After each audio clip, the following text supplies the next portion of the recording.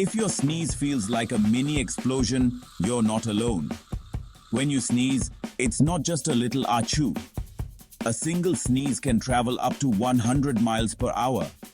That's as fast as a cheetah on the run. And get this, one sneeze expels around 100,000 tiny droplets.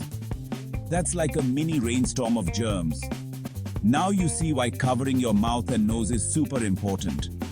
It's not just polite, it's essential for stopping the spread of germs. So next time you feel that tickle, remember, cover it up.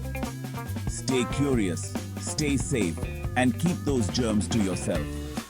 Catch you next time.